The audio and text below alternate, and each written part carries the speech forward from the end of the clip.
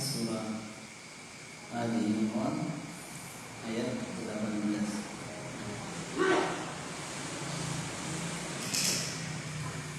A'udzu billahi minasy syaithanir rajim.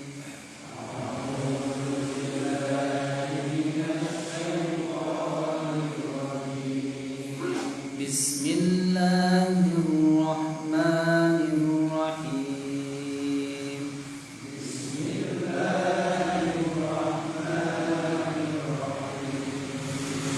Alhamdulillahi rabbil alamin.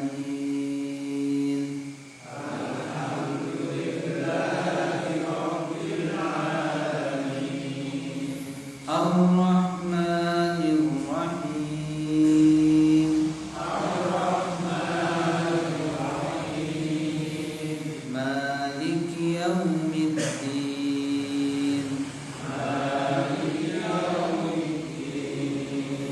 Iyyaka na'budu wa iyyaka nasta'in.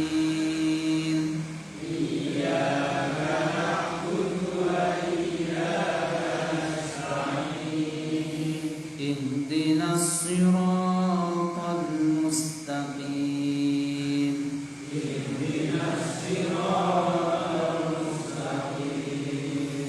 Siratal ladzina an'amta 'alaihim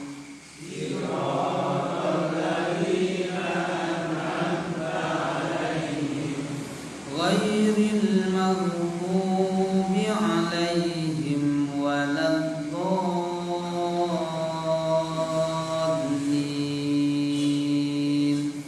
Waladdallin.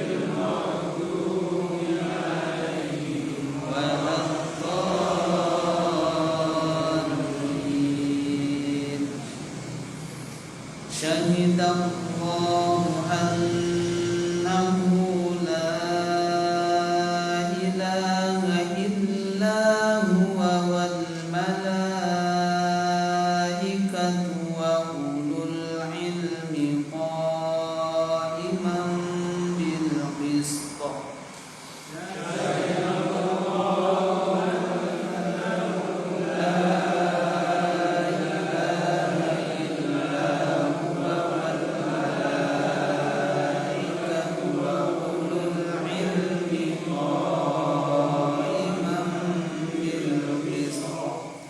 La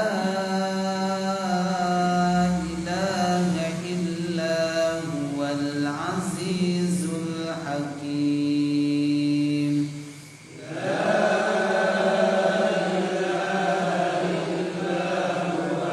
Azizul hakim.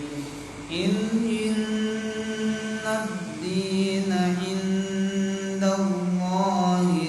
Islam.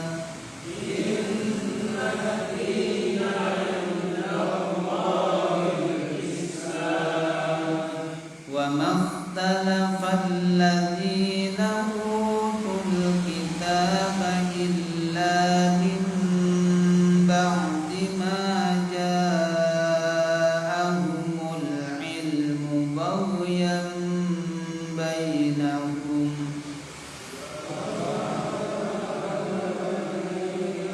Utul kitaba illa min ba'di ma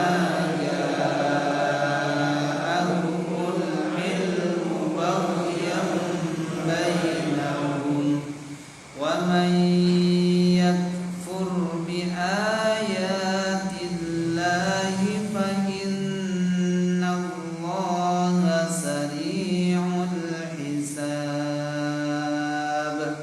ومن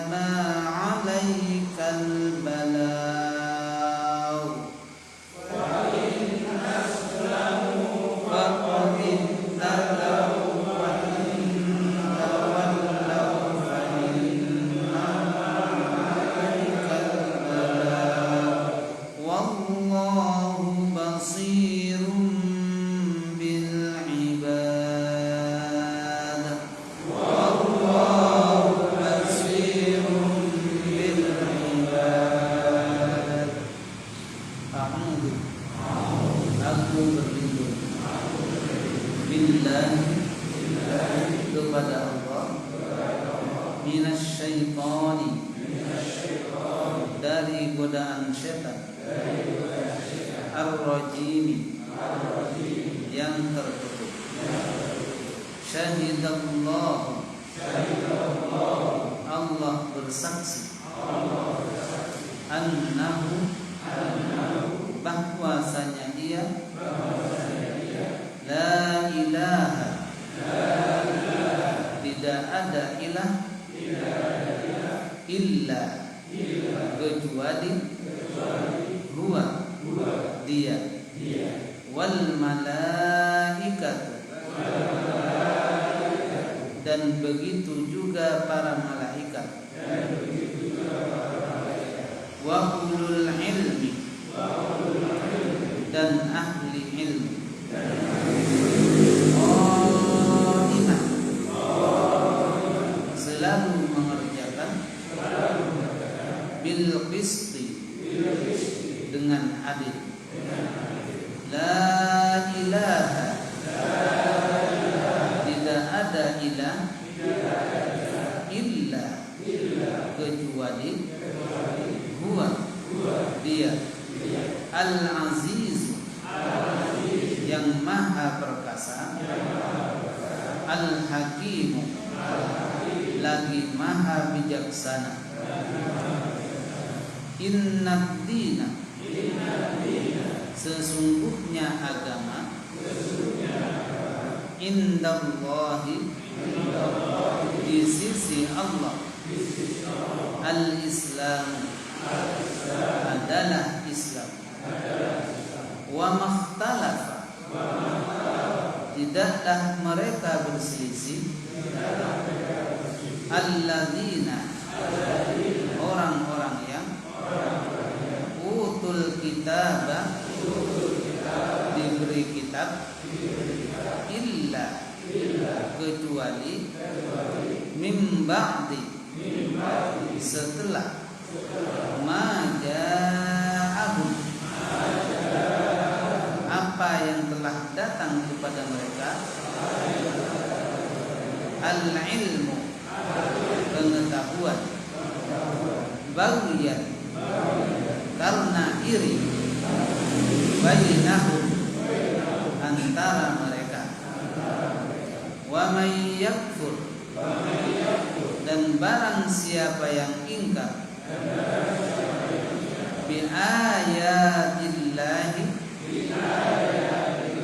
terhadap ayat-ayat Allah fa innallaha maka sesungguhnya Allah sari'ul hisabi sangat cepat hisabnya. Fa'in maka jika hajuka mereka mendebatmu fakul maka katakanlah aslamtu aku telah menyerahkan diri kepada Allah. Waman dan orang-orang yang ittaba'ani ikut kepadaku. Wakul dan katakanlah lilladzina bagi orang-orang yang utul kitab diberi kitab yaitu Yahudi dan Nasrani wal ummiyina dan orang-orang ummi yang tidak bisa menulis dan membaca. Aslamtum masuklah kalian ke dalam Islam. Fa in aslam maka jika kalian masuk Islam faqad maka sungguh ihtadaw telah mendapatkan petunjuk. Wa in tawallaw jika kalian berpaling fa innama, maka sesungguhnya hanyalah alaika, atasmu, al-balagu, menyampaikan, wallahu, dan Allah, basirun, maha melihat, bil ibadi, kepada hamba-hambanya. Alhamdulillahirabbil alamin. Assalatu wassalamu ala Rasulillah wa ala alihi wa sahbihi ajma'in. Kepada ibu jemaah kajian Allah, pertama puji dan syukur kepada Allah Subhanahu wa taala. Salawat salam kepada Nabi kita Muhammad sallallahu alaihi wasallam. Syahidallahu annahu la ilaha illa huwa wal malaikatu wa ulul ilmi qa'iman bil qist.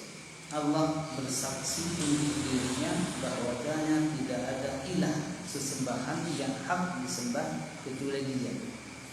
Wal malaikatu, dan bersaksi pula hal yang sama adalah malaikat, wa ulul ilmi, dan juga ahli ilmu, qa'iman bil qist, yang mengerjakan kepada keadilan.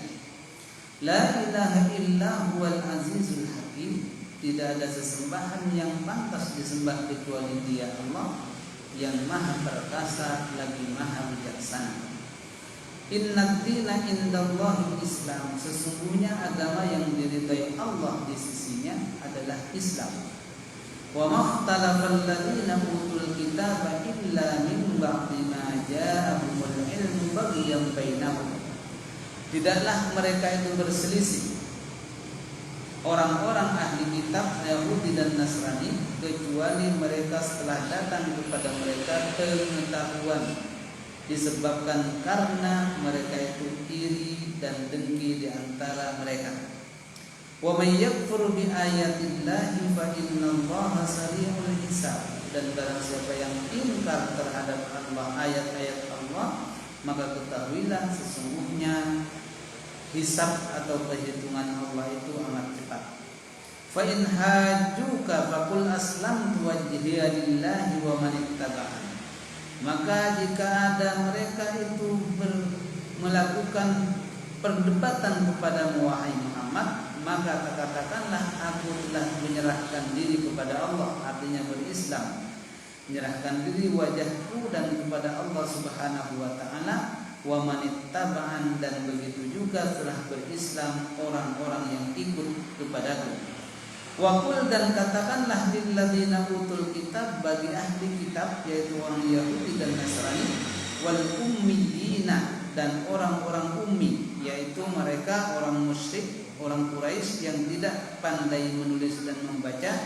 Aslamtum, maukah engkau, apakah engkau masuk Islam? Fa in aslamu, jika kalian masuk Islam, faqad ihtadaw, maka sesungguhnya mereka telah mendapatkan hidayah. Wa in tawallau, akan tetapi ketika mereka itu berpecah belah atau berpisah atau bermundur, fa innama alaikal balagh, maka ketahuilah bahwa tugas Nabi Muhammad itu hanya menyampaikan saja. Wallahu basirun bil ibad, dan Allah maha melihat kepada hamba-hambanya. Ini ayat yang akan kita bahas pada malam hari ini. Ayat sebelumnya telah membahas bagaimana ketika Allah Subhanahu wa taala memberikan penjelasan tentang kecenderungan manusia itu kepada 6 hal. Ya, 6 hal. Salah satu dari 6 hal itu mereka akan cenderung kalau laki-laki suka kepada perempuan, kalau perempuan suka kepada laki-laki. Dan begitu juga kecenderungan orang itu cenderung cinta kepada anak. Jadi apapun yang dia inginkan pasti kita akan mencarinya.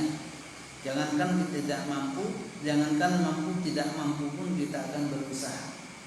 Wal qanatiril muqantarah minal dhahab wal fiddah, dan begitu juga kecenderungan manusia itu dia adalah menginginkan harta yang banyak, terutama dari dari emas dan perak. Itu tidak ada orang yang tidak mau emas dan perak. Wal khayl, begitu juga dengan adanya tunggangan unta al musawwamah yang terpilih atau pilihan. wal an'am dan binatang ternak, wal harth dan sawah ladang. Ini kecenderungan secara umum manusia kepada hal-hal dunia, yang mana mereka kadang-kadang mendapatkannya dengan hal yang baik, maka dia adalah terpuji. Akan tetapi kadang-kadang melakukan atau cenderung kepada 6 hal itu dengan cara yang baik, yang jelek, maka itu adalah yang dimurkai Allah. Dzalika mata'ul hayatid dunya, ketahuilah semua itu adalah kesenangan dunia belaka. Wallahu indahu husnul ma'ab. Maka pada saat itulah Allah juga menjelaskan, maukah engkau, suruh sampaikan kepada Nabi Muhammad, maukah engkau aku beritahu bahwa ada yang lebih dari semua yang 6 tadi, bahwa ada yang lebih bagus, lebih enak dari yang 6 tersebut. Apa dia? Lilladzina taqaw inda rabbihim jannah, yaitu yang hanya diberikan kepada orang-orang yang bertakwa di sisi Allah Subhanahu wa taala, mereka akan mendapatkan surga. Jadi surga itu melebihi dari yang 6 yang disampaikan tadi, yang mana mengalir di bawahnya sungai-sungai dan mereka pun juga kekal di dalamnya. Khalidin itu adalah bedanya dengan kita kekal biasa seperti yang ada di dunia. Kalau khalidin di sini adalah mereka kekal dan tidak bosan di dalamnya. Kadang kita tetap di situ tapi bosan, wah gini-gini terus. Tapi kalau khalidin fiha di sini adalah kekal di dalamnya dan senantiasa tidak bosan. Ya, tidak bosan, tidak sumu, macam-macam. Itu adalah khalidin. Wa azwajum mutahhara, dan begitu juga dapat pasangan yang selalu bersih, suci. Wa ridwanun minallah, dan begitu juga mendapatkan ridha dari Allah. Wallahu basirun bil ibad. Kemudian apa ciri mereka?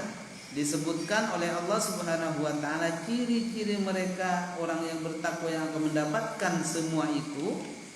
Yang pertama, alladzina yaquluna rabbana innana amanna faghfir lana dzunubana wa qina adzabannar. Orang yang senantiasa berdoa minta perlindungan kepada Allah, bahwasanya dia menyerahkan bahwa amanah telah beriman kepada Allah dan meminta ampun kepada Allah, dan agar supaya dijauhkan dari siksa api neraka. Ini ayat ini semakna dengan doa yang sering kita baca, Rabbana atina fid dunya hasanah wa fil akhirati hasanah wa qina adzabannar. Itu sama semakna. Kemudian yang ciri yang kedua adalah as-sabirina was-shadiqin. Mereka itu senantiasa sabar. Sabar dalam artian mengerjakan perintah, menjauhi larangan, dan juga sabar terhadap cobaan, artinya tidak menggerundel ketika mendapatkan cobaan. Was-shadiqin, begitu juga jujur atau benar, baik itu perkataan ataupun perbuatan. Wal qanitin, dan mereka itu tunduk dan patuh. Wal munfiqin, dan mereka itu suka menginfakkan sebagian harta yang Allah berikan kepadanya. Wal mustaghfirina bil ashar, dan mereka juga senantiasa beristighfar waktu-waktu sahur. Maka inilah ciri-ciri mereka yang akan mendapatkan jannah, yang mana jannah itu lebih baik dari 6 perkara yang disebutkan tadi. Maka apa hubungannya dengan ayat yang akan kita baca? Bahwasanya itu adalah semuanya ciri-ciri orang yang beriman dan orang-orang yang bertakwa kepada Allah yang mendapatkan surganya. Kemudian pada saat itulah ada persaksian dari Allah Subhanahu wa taala sendiri, bahwasanya yang perlu dan patut disembah itu hanya Allah. Yang hanya Allah. Jadi yang menyaksikan atau yang bersaksi terhadap apa yang menjadi kewajiban hamba-hambanya itu bukan hanya manusia saja, tapi Allah sendiri bersaksi terhadap dirinya bahwa tidak ada Tuhan kecuali Aku. Itu. Makanya di sini disebutkan syahidallahu annahu la ilaha illa huwa wal malaika. Sesungguhnya Allah sendirilah yang menyaksi dan bersaksi. Yang bersaksi itu kan diibaratkan kalau orang bersaksi itu cenderungnya kalau sekarang adalah kita di mahkamah atau dalam persidangan. Jadi yang menjadi saksi itu berarti yang dia tahu persis terhadap orang yang disaksikan.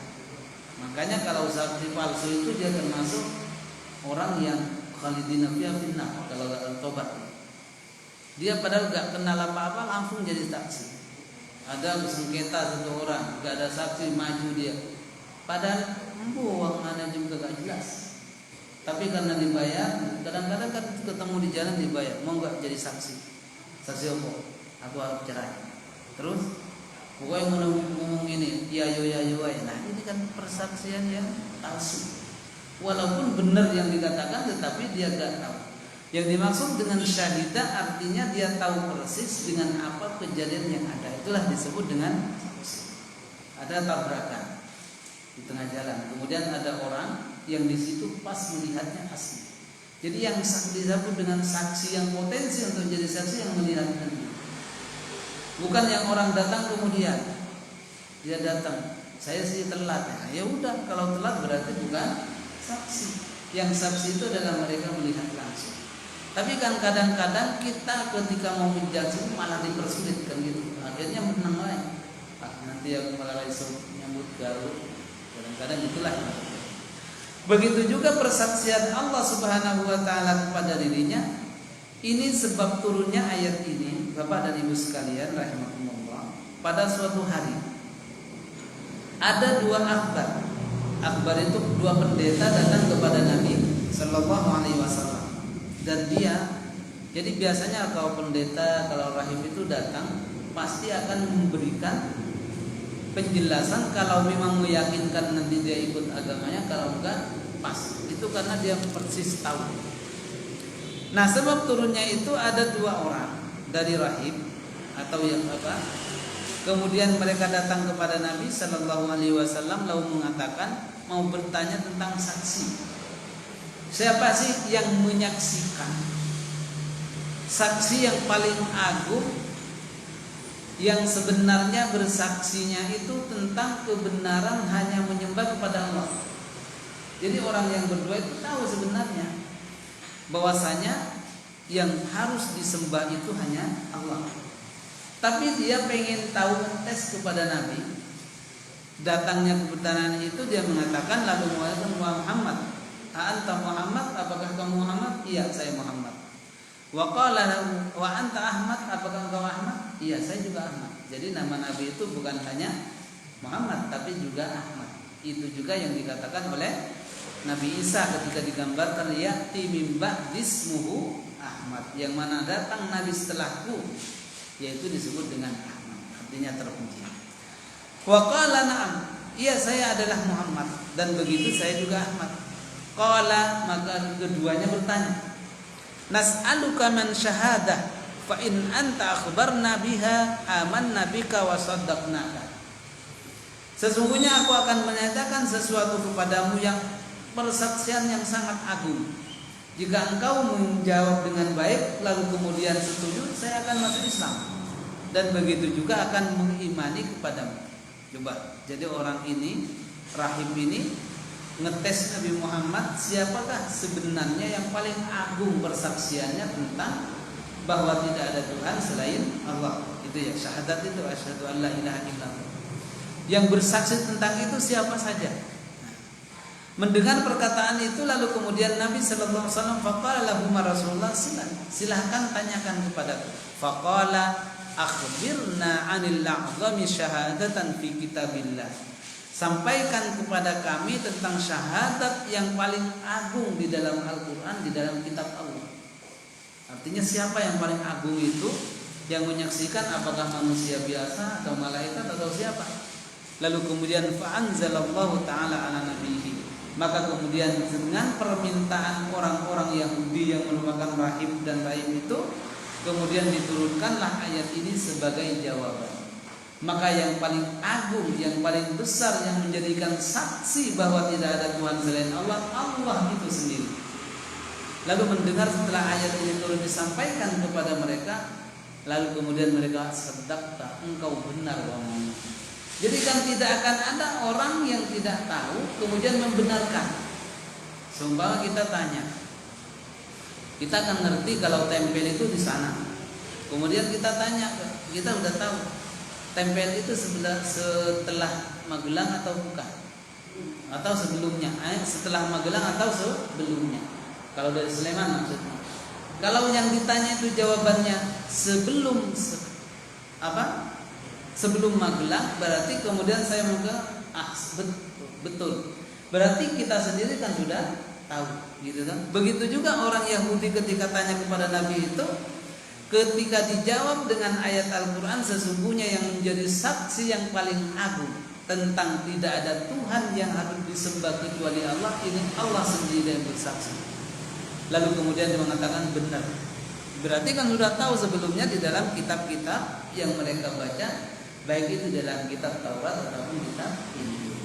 Maka inilah jadi persaksian disebutkan di sini yang menjadi saksi tentang kebenaran bahwa tidak ada Tuhan selain Allah itu di dalam Al-Quran disebutkan 3. Yang pertama adalah Allah itu sendiri, kemudian yang kedua adalah para malaikat, kemudian yang ketiga orang-orang yang diberi ilmu pengetahuan.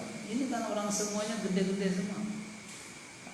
Artinya manusia, orang yang diberi ilmu itu akan besar dalam pengaruhnya di hadapan Allah Subhanahu wa taala. Jadi kalau sudah Allah bersaksi untuk dirinya, maka tidak ada. Jadi ilah itu sebenarnya bukan terjemahannya bukannya Tuhan, karena Tuhan itu menciptakan juga namanya Tuhan, disembah juga nama Tuhan. Tapi ilah itu secara hakikatnya ilah, yang maknanya adalah yang berhak untuk disembah, itu disebut dengan ilah. Ya, ilah. Tapi terjemahan Indonesia kan kadang-kadang ilah juga Tuhan, Rabbi juga Tuhan. Kalau Rabbi itu kan pemelihara, memberi rizki, mau menyakitkan, dan itu semuanya Rabb namanya. Tetapi kalau ilah itu yang disembah, yang patut disembah, itulah yang disebut dengan ilah. Makanya ada di dalam sebagian ulama mengatakan bahwa tauhid itu ada namanya tauhid uluhiyah yang disembah, yang kedua ada tauhid rububiyah yang mengatur, lalu kemudian asma wa sifat tentang sifat-sifat Allah Subhanahu wa taala. Kita seperti dulu. Jadi kita awali dengan baca basmalah dulu, berdoa. Bismillahirrahmanirrahim. Moga dinikmati biar anak dulu Bapak Ibu sekalian. Ini. Jadi yang pertama, ayat yang kita baca yang pertama itu tentang persaksian terhadap apa yang menjadi kewajiban hambanya itu. Jadi semua secara hakikatnya apa yang ada di langit dan di bumi semuanya menyembah Allah. Hanya saja modelnya lah yang berbeda. Batu juga menyembah, langit juga menyembah, malaikat pun juga. Kemudian yang kedua yang bersaksi tentang kebenaran Allah yang harus disembah adalah malaikat. Malaikat juga bersaksi, semua malaikat. Yang mana kenapa didahulukan malaikat dengan ulul ilmi, dengan ilmu, orang yang ahli ilmu? Maka para mufassir mengatakan didahulukannya malaikat itu karena ilmu dari malaikat itu tidak diusahakan dirinya, akan tetapi langsung diberikan oleh Allah. Ya kan? Jadi langsung. Jadi gak ada malaikat kok latihan, gak ada. Apalagi seminar kayak itu gak ada. Jadi langsung gitu ya. Kan? Langsung. Akan tetapi kalau manusia itu kadang-kadang ada yang langsung dari Allah seperti para nabi disebut dengan ilmu laduni. Jadi langsung dituangkan kepadanya. Tapi ada juga yang ilmunya itu dengan usaha seperti kita, pengen pinter ya harus belajar kan. Wah, nunggu wahyu dari Allah sampai kiamat tinggal 2 hari gak bakal datang. Kalau kita menunggu itu apa dari Allah? Karena beda makamnya. Tapi kalau para nabi seperti contohnya Nabi Daud. Nabi Daud itu gak pernah belajar melempar, itu gak pernah. Tapi langsung kasih ilmu oleh Allah Subhanahu wa taala. Biar Jalut itu mau dar, nah gitu, suruh lempar kan gitu kan, itu langsung disukai. Begitu juga Nabi Khidir. Di mana kalau tidak tahu? Dan semuanya. Malaikat juga demikian. Malaikat itu langsung diberikan. Jadi tidak dan lepas itu yang diberikan itulah. Seperti contohnya malaikat Ridwan, itu menjaga surga. Semua yang berkaitan dengan surga. Kalau ditanya masalah membeli rezeki, nggak paham. Tugasnya mengikut dong. Jadi nggak akan cari-cari kamu di mana ya enggak. Itulah bedanya malaikat. Jadi malaikat itu sesuai dengan apa yang diberikan oleh Allah. Sehingga kata Allah Subhanahu wa taala cirinya la ya'sunallaha ma amarahum wa yaf'aluna ma yu'marun. Dia itu tidak pernah maksiat, artinya tidak melanggar, suruh ini terus. Kemudian juga tidak pernah membangkang dan selalu mengerjakan apa yang diperintahkan. Kalau manusia sebaliknya, kadang-kadang yang diperintahkan dilanggar, tetapi yang dilarang dikerjakan. Itu kan ada. Dan ilmunya juga demikian. Kadang-kadang yang harusnya disampaikan malah dilupakan. Itulah maka sehingga di sini disebutkan yang pertama yang menjadi saksi tentang ketuhanan Allah Subhanahu wa taala, Allah itu sendiri, lalu kemudian para malaikat semuanya, kemudian para ahli ilmu. Yang punya ilmu itu pasti dia akan mengatakan, ya, dia akan mengatakan bahwa yang bersaksi yang harus disembah dan itu adalah Allah Subhanahu wa taala. Makanya kan orang Islam itu memang semakin dia tinggi ilmunya, maka akan senantiasa patuhnya kepada Allah itu akan senantiasa. Beda dengan agama-agama lain, maaf. Kalau agama lain semakin dia jadi profesor, itu seolah-olah dia menjadi hampir menyamai Tuhannya, sehingga dia nggak pernah konsultasi Tuhan, karena udah. Sehingga pernah ada seorang dosen yang dapat tugas di Amerika, ya. Beliau itu bercerita kepada aku, dia adalah profesor. Lalu kemudian orang Nasrani itu heran kepada profesor dari Indonesia itu, kenapa engkau itu sudah profesor tetapi taatnya luar biasa kepada agama, taat kepada. Beda dengan kami, kalau sudah profesor sudah biasa aja, gak seperti kalian. Itulah bedanya. Jadi mereka itu seolah-olah sudah hampir menyamainya, sehingga tidak perlu terlalu. Tetapi kalau orang Islam itu semakin dia tinggi, maka semakin patuhnya luar biasa kepada Allah Subhanahu wa taala. Jadi kalau ada orang yang dia, aku itu hanya ilmu, aku udah kelasnya udah beda, itu berarti dia ilmu keilmuannya itu bisa. Karena ada orang yang mengatakan, kalau itu kok nggak pernah kelihatan salat di masjid, wah itu beda, halus. Salatnya di Mekah, nah ini beda lagi. Kalau gitu udah gak pernah.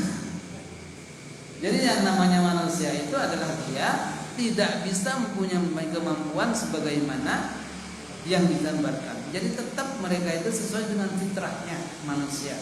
Ya salat dan begitu juga selanjutnya. Maka yang pertama ayat yang kita baca itu adalah persaksian terhadap kebenaran bahwa hanya Allah lah yang harus disembah, hanya kepadanya lah kita beribadah. Yang menjadi saksi adalah Allah sendiri, malaikat dan orang-orang ahli ilmu. Kemudian pelajaran yang kedua tentang orang ahli ilmu. Ini menandakan bahwasanya orang yang mempunyai ilmu itu dia mempunyai nilai yang sangat tinggi di hadapan Allah Subhanahu wa taala. Sehingga pantaslah ketika Allah berfirman, wa qur rabbi zidni ilma. Katakanlah wahai Muhammad, rabbi zidni ilma, tambahlah ilmu kamu. Ini menunjukkan bahwasanya ilmu itu adalah tinggi derajatnya di hadapan Allah Subhanahu wa taala. Kemudian di dalam hadis lain dikatakan, innal ulama waratsatul anbiya. Sesungguhnya ulama itu ahli ilmu. Ya, ahli ilmu itu adalah mereka pewaris para nabi.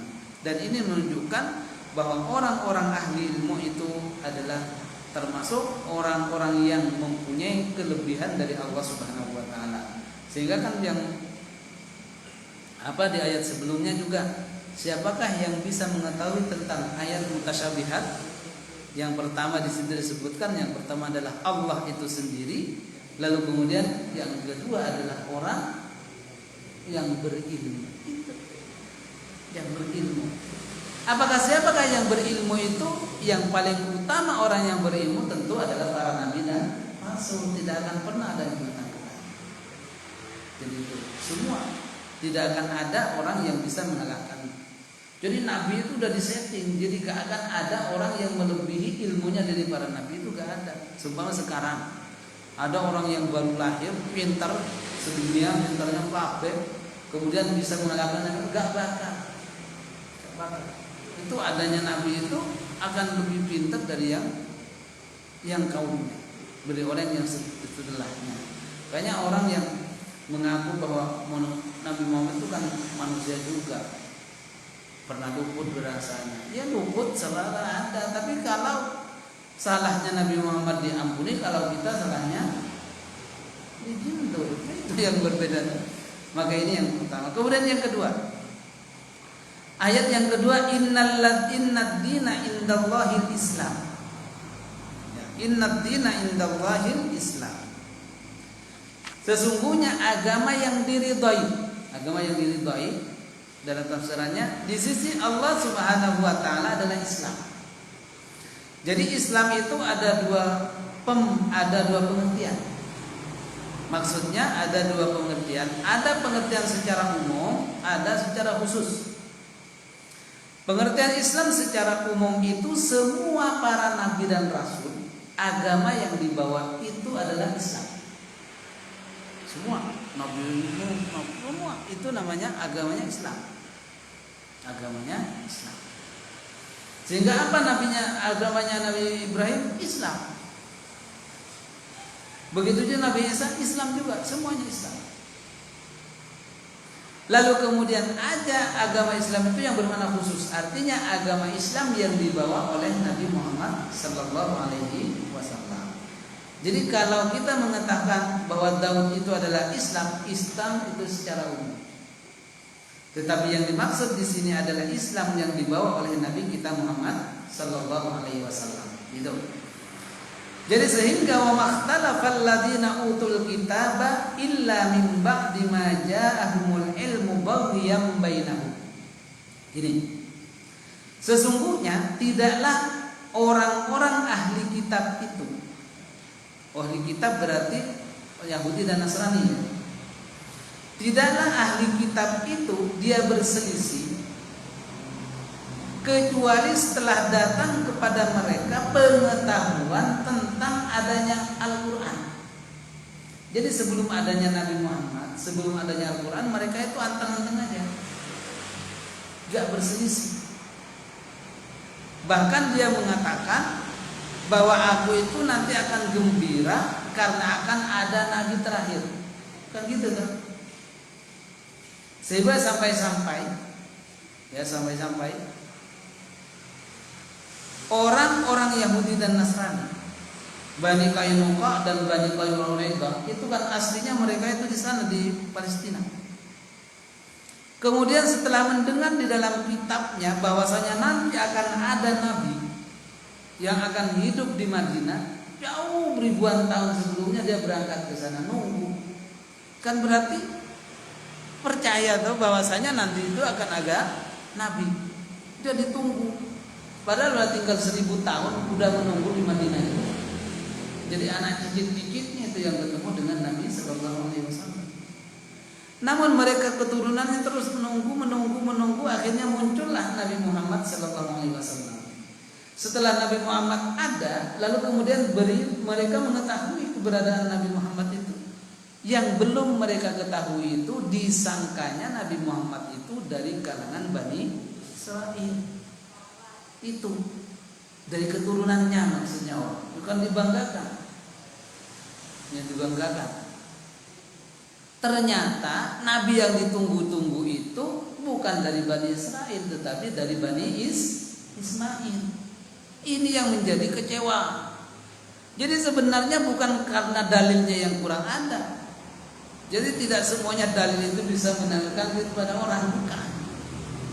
Kadang-kadang ada dalil, tapi karena adanya kita sudah fanatik, dalilnya mental juga, gitu kan? Ada nggak? Dia sumpama minta dalil, mana dalil? Doa di sini kok nggak boleh, kenapa? Dalilnya mana? Dikasih dalil. Oh pokoknya ini nggak sahih, karena tidak sesuai dengan dia, kan gitu. Nah begitu juga ini, orang-orang Yahudi itu sudah tahu bahwa Nabi Muhammad itu adalah Nabi terakhir, kitabnya Al-Quran. Hanya saja pikiran mereka itu adalah dari keturunan dia. Ini yang mereka kecewa.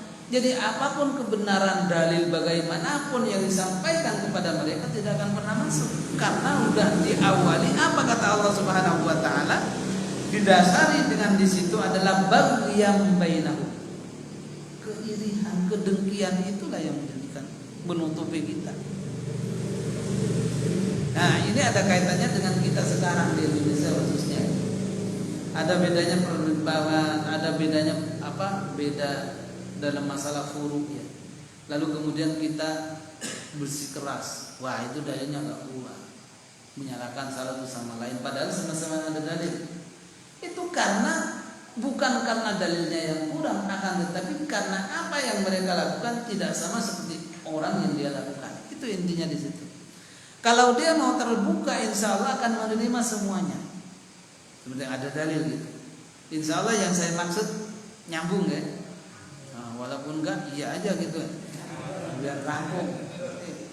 Kan di sini kan banyak pendapat-pendapat, terutama salah fikih. Yang ini enggak boleh, ini enggak boleh sementara. Dikasih dalil ini. Wah, ini dalilnya enggak boleh menurut saya, menurut kami. Minta dalil dikasihkan. Setelah dikasihkan, wah, dalilnya enggak sahih, yang sahih saya. Ini sudah dalil sahih juga dienggakkan. Karena intinya apa? Keandaian kaum manuk itu udah sahih semua. Itu yang dimaksudkan. Itu tidak fair di dalam kitab ilmu. Makanya pengajian seperti ini, kita ini bukan memilih satu di antara itu semua.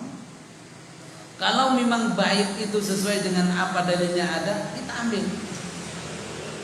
Jadi pengajian malam malam Selasa ini tidak berpihak kepada suku manapun. Ya, walaupun itu apapun ormasnya, apapun dia, kalau memang ada dalil dan itu bisa dipertanggungjawabkan para ulama terdahulu, itu kita ambil. Gitu. Jadi kan nanti Islam itu kan luas, gitu ya. Diibaratkan Islam itu luas, kenapa harus kita persempit? Itulah inti dari itu. Sehingga kita itu. Sehingga mungkin ketika ada orang yang seperti itu, bukan kita menyalahkan dia, mungkin ilmu saya itu belum nyampe kepada itu. Itu insya Allah akan menyambahkan, kita akan mencari.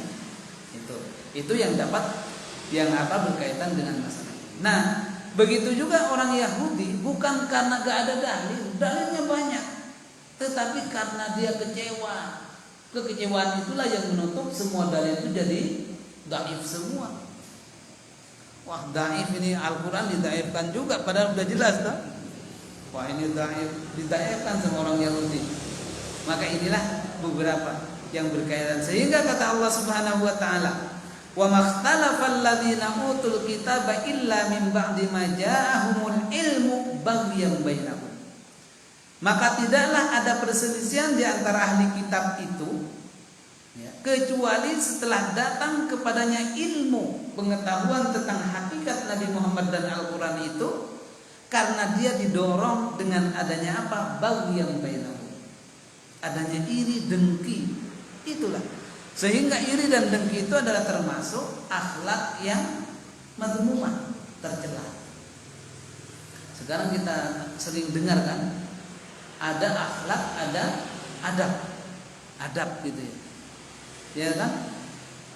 Ada akhlak, ada adab.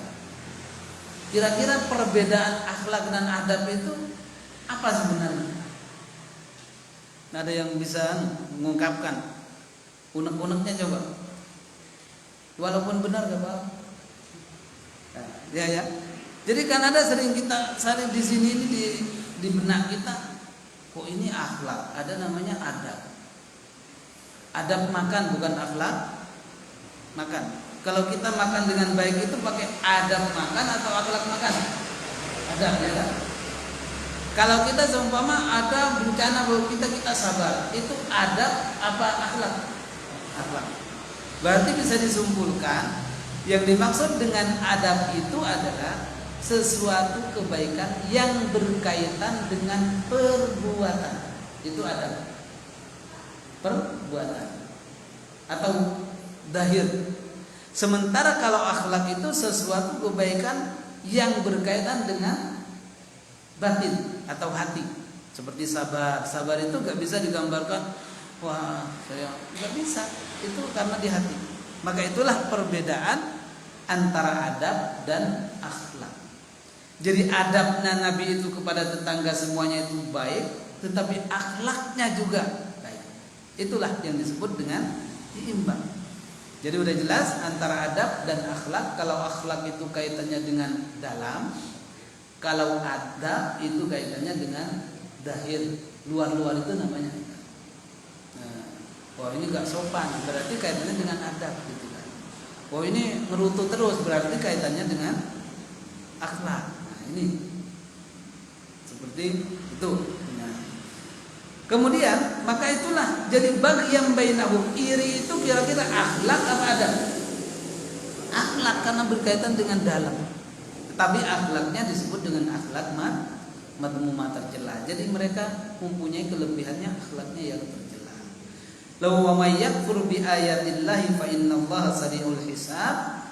Dan sesungguhnya barang siapa yang ingkar kepada ayat-ayat Allah Subhanahu wa taala, maka sesungguhnya dia Allah Subhanahu wa taala amat cepat hisabnya. Lalu kemudian ini karena ayat yang ke-20-nya ini panjang, kita bahas besok. Tapi ada tambahan Bapak dan Ibu sekalian. Sungguhnya kita kadang-kadang sering mendengar dosa besar dan dosa kecil gitu ya. Mana sih Allah Nabi Muhammad SAW itu banyak sekali hadisnya yang menjelaskan barang siapa yang mengamalkan ini maka dia akan dihapus dosa-dosanya, gitu kan? Apakah yang dihapus itu dosa besar atau dosa kecil? Gitu. Pertanyaannya gitu. Lalu kemudian barang siapa yang mereka itu berhaji, lalu kemudian dia tidak rafas, lalu kemudian tidak bidan, maka pulang ke rumahnya seperti orang yang baru lahir. Itu kan berarti dosanya diampuni. Begitu juga Nabi mengatakan, barang siapa yang dia, maukah engkau aku tunjukkan kepadaku, apabila kau mengerjakan adalah dia akan menghapus dosa dan menjadikan derajat. Salah satunya adalah apa? Yang pertama adalah hendaknya dia berjalan ke masjid. Kemudian juga dia harus selalu menjaga salat, lalu kemudian salat sebelum salat masuk. Itu kan semuanya adalah untuk menghapus dosa-dosa besar dan dosa kecil. Lalu apakah ada dosa besar dan dosa kecil? Secara hakikatnya dosa itu kalau ada kaitannya langsung dengan Allah Subhanahu wa taala, itu bisa berpotensi kecil dan bisa berpotensi besar, tergantung kitanya. Yang mana kalau ditumpuk-tumpuk, yang tadinya kecil menjadi besar. Tetapi kalau yang besar pun kita lakukan, seperti seumpama kita lalai tentang sholat, itu kan dosa besar. Lalu kemudian tidak diulangi, berarti menjadi dosa kecil karena diampuni. Hanya saja ciri-cirinya, kalau dosa kecil itu seperti kita seumpama berkata rafas, berkata jorok, itu dosa kecil. Seperti apa? Kemudian juga sering mengumpat orang dengan binatang kebun binatang itu, dosa. Tetapi kalau dosa besar itu diantaranya adalah yang mempunyai adab ketika melakukannya, dia akan diusir oleh Allah. Ketika dia melakukan ini, maka dia akan tidak diberikan tempat di dunia ini. Itu semua musiran. Atau kalau melakukan ini dia akan dibakar dan lain sebagainya. Itu semuanya adalah ciri-ciri dosa besar. Hanya saja semuanya itu bagaimana kita melakukannya. Lalu bagaimana dengan beberapa hadis Nabi yang beliau mengatakan, barang siapa yang maukah engkau aku tunjukkan, apabila engkau melakukannya akan dosanya akan diampuni, dan begitu juga derajatnya akan ditinggikan. Yang pertama diantaranya adalah dia adalah melakukan salat tepat pada waktunya, gitu ya. Kemudian juga dia melangkahkan kaki dengan baik ketika ke masjid, gitu kan. Lalu kemudian injidarus salat ba'da salat, menunggu salat. Dan ini amalan-amalan ini kalau kita rutin dilakukan bisa menghapus dosa kecil dan dosa besar. Cuma dosa besar. Kemudian yang kedua, hadis Nabi sallallahu alaihi wasallam, "Man qala ba'da sholati fi kama qala Nabi sallallahu alaihi wasallam, qauluhu subhanallah 33 wa alhamdulillah 33 wallahu akbar 33 ghufira lahu min dunubi walau kana mithlu zabadil bahr." Maka sesungguhnya orang yang setiap habis salat 5 waktu itu membaca subhanallah 33 kali, alhamdulillah 33 kali, Allahu akbar 33 kali, kemudian ditutup dengan la ilaha illallah wahdahu la syarikalah lahul mulku wa lahul hamdu wa ala kulli syai'in qadir, maka dosa-dosanya akan diampuni walaupun daya seperti buih di lautan. Ini juga mencakup dosa-dosa kecil dan dosa-dosa besar. Jadi otomatis kalau sudah orang yang seperti itu kan berarti kan tobat, yang tadinya melakukannya. Itu jadi ini artinya ciri-ciri khusus dosa besar itu ada dan bentuknya juga ada, akan tetapi menjadi kecil kalau dia itu diikuti senantiasa dengan hal-hal yang bisa menghapusnya seperti yang kita dapatkan di dalam Al-Quran dan dalam hadis. Dan kemudian yang berikutnya juga bahwasanya ketika kita berdoa itu dosa itu juga menjadi besar kalau kaitannya dengan orang. Kemudian kita tidak mengembalikan, seperti kita pernah maaf deh nolong jambu tetangga. Itu dia menjadi kecil kalau kita bertobat. Tobatnya apa? Minta kerelaan dia. Maaf dulu saya tidak sengaja ambil jambu tapi gak izin. Berarti bukan ngambil kan, tapi nyolong. Nah, kemudian sekarang saya minta relanya. Kalau mau diganti saya akan ganti. Oh ya udah kita halal. Nah ini baru. Sebelum ada kami halalkan, oh kira-kira udah menghalal, ya gak bisa. Gak bisa kira-kira kalau kaitannya dengan sesama manusia. Kemudian yang kedua, seumpama kena penyakitan orang sampai dipermalukan di depan publik, itu kan ini tidak akan pernah Allah mengampuni sebelum dia minta maaf kepadanya. Seperti menyakitkan hatinya sampai lo mau melawan tapi gak kuat dalam arti gak mampu gitu ya. Sementara lalu kemudian kita belum minta maaf, maka tentunya kita minta maaf dulu. Pak, Bu, saya dulu pernah nyakitin kau, saya mau maaf. Barulah diampuni oleh Allah. Selama ini nanti yang akan dituntut di hadapan Allah. Dan ini pernah nyakitin. Inilah yang menjadi dosa yang akan membesar. Jadi makanya dosa itu kalau urusan dengan Allah kita langsung minta ampun kepada Allah.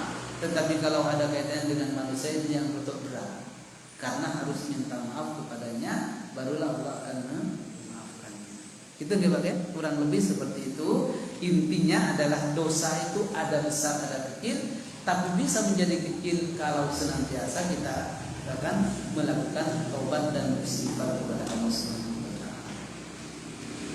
Mungkin ini yang dapat saya sampaikan. Insyaallah kita sambung minggu depan ayat ke-20-nya, karena itu kaitannya dengan masalah pokok yang berkaitan dengan kehidupan kita. Insyaallah kita akhiri pada kesempatan ini, dan mudah-mudahan kita sehingga bisa menghadiri setiap malam Selasa ini. Amin ya rabbal alamin. Kurang lebihnya mohon maaf. Mari kita akhiri dengan sama-sama membaca doa kafaratul majlis. Subhanallah wa bihamdihi.